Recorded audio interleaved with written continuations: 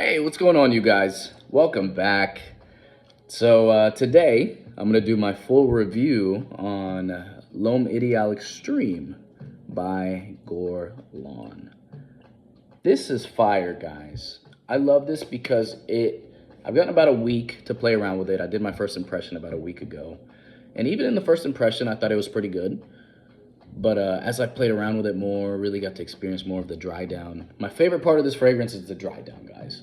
I love when a gourmand doesn't lean too much into the sweetness like most gourmands. They just like, okay, we'll give you the gourmand that you're trying to go for, and then we're just gonna load it up with a bunch of sweetness, whether it's chocolatey, caramelly, vanilla-y. But this, man, it plays a lot into that almond in the dry down, and they don't just go crazy and try to sweeten it up. Like, it's like a creamy, slightly sweet almond. Very well done.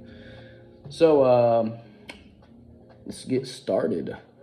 So before I dive in, just a quick Easter egg. 9 p.m. elixir. Everybody seems to think it smells somewhat like a JPG elixir clone. Believe it or not, guys, this is closer to this than JPG Elixir. So, quick little Easter egg. This is probably, it's not that much, it's not that close, but it's like 70% to this. This is just a way more intense, spicier, darker, sweeter version of this. But as soon as I sprayed this on in the first impression video that I did with this, I instantly thought 9 p.m. Elixir. So it's actually closer to this than JPG Elixir, just so you know. But it's not super close. Like I said, it's like a more intense, sweeter, spicier, darker version of this.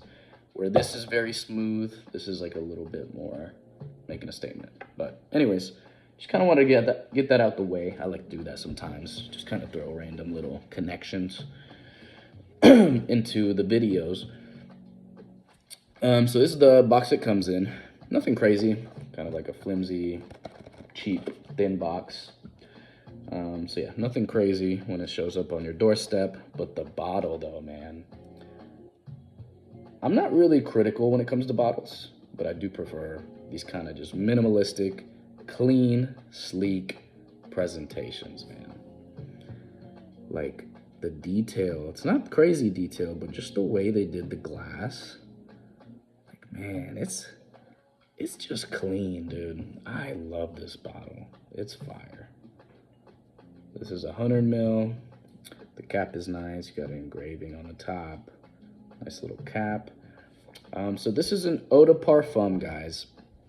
And let's kind of break it down here. So my favorite part of this, like I said, is definitely going to be the dry down. The opening, I think, I'm not super crazy about the opening, but I get it. Like, I think it's well done. I think the main thing that turns me off about the opening is the heliotrope. I feel like the heliotrope really peeks through in the opening, and the way that it mixes with the pink pepper, I don't love it, but it's not bad. Like, the heliotrope is important. I think it gives it a lot of its personality. So it's like, you can't talk about this fragrance without mentioning the heliotrope. It's a flowery note that really kind of adds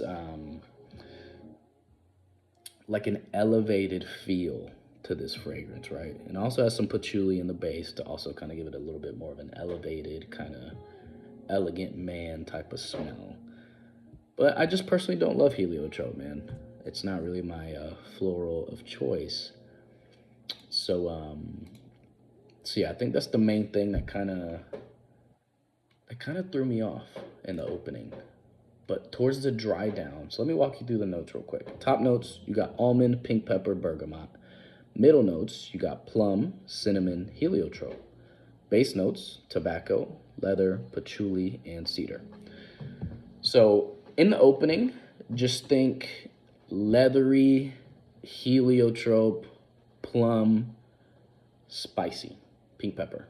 And you got the bergamot kind of keeping things fresh, keeping them light. Like, this doesn't get very dark, despite the fact that it has tobacco, leather, and cedar in the base. It has a surprisingly aromatic feel to it. But yeah, when it opens up, you mainly just get the plum, the pink pepper, the heliotrope, cinnamon, and leather. That's the main things I really pick up on. And you'll stay in that arena for about 15 minutes. 15 minutes is where it really starts to capture my attention. So I do just kind of want to freshen up on this as I talk through it. I got about a 3-hour dry down going on here. I've been playing around with it today. 15 minutes in is where I really start to it starts to draw my attention. So 15 minutes in is when it really starts to introduce that almond. It's not in full effect, but it starts to introduce the almond, and the heliotrope starts to kind of dissipate little by little. Once you hit about the 45-minute mark, double that. So now you really got the almond coming through, and it comes across as a very creamy, just smooth almond, man. It's so good. And once you hit about the hour mark, the heliotrope for the most part is no longer really playing much of a role. From the hour mark onward, I feel like it's just plum, almond, tobacco, leather, with a little bit of that cinnamon spice kind of going on. And then the bergamot, just like I said, is playing more of like a performance, or the way it performs type of role, where somehow it just stays, even though it has a good bit of kind of darker notes, it stays really light, it stays very aromatic. But yeah, I really start to love this fragrance about an hour in. The opening isn't bad though, don't get me wrong. I just think I don't love heliotrope enough for me to truly enjoy the opening like I might some other openings. But the opening's good, man. You open up, you get that plum, you get the spices, you get the leather. It smells good. But really, this thing starts to shine in my book about an hour in, because that creamy almond takes over. They don't really try to overly sweeten it. The plum is just right.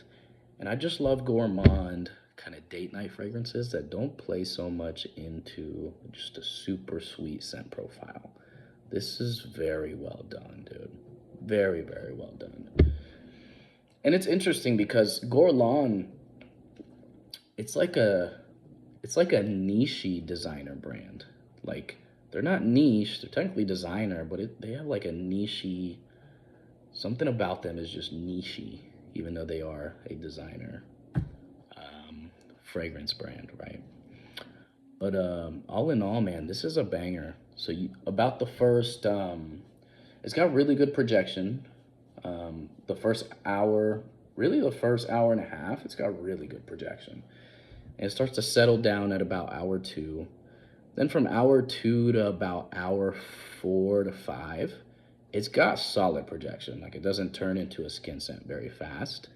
I would say it starts to turn into a skin scent probably about hour 6. I only get about 6 to 7 hours from this, which is fine when you consider the fact that this is kind of like a date night, kind of bring you in type of fragrance, or really it could be kind of like a easy reach type of fragrance if you tend to kind of dress up a little bit. Because I will say, you can wear this pretty casually. Don't get me wrong, it's pretty versatile. But generally speaking, I would probably want to at least have a polo on if I'm wearing this, if not like a button-up. Maybe for a button-up, kind of fancy date night with your girl, perfect. Super, super good, dude.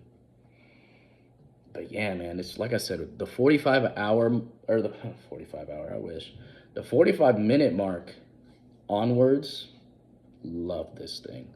The opening up to that 45-minute mark, it's pretty good. I'm not mad at it, but it's worth it, man. I'll definitely get, I don't even like to say I'm getting through the first 45 minutes because I do enjoy it. But really, like I said, 45-minute mark all the way through the rest of the wearing experience is incredible. Performance is good. Longevity's solid. You know, like I said, about 6 hours. And it performs really, or projects really well about that first hour and a half. Then it starts to kind of not turn into a skin scent, but it starts to wear a little bit closer to the skin. But all in all, man, I love this, man. It's so good. So like I said, in the opening, just think plum, cinnamon, heliotrope, pink pepper, and leather.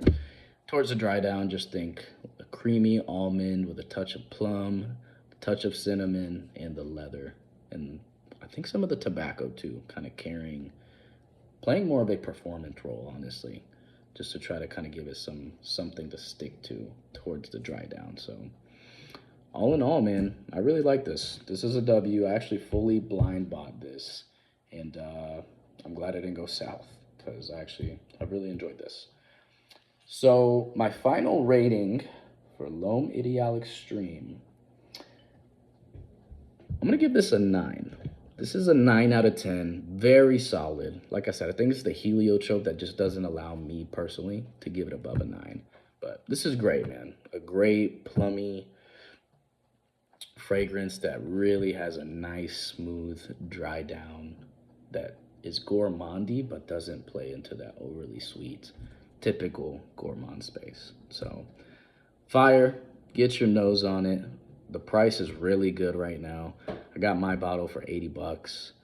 And I know back in the day, 2-3 years ago, this was going for like 120, 140.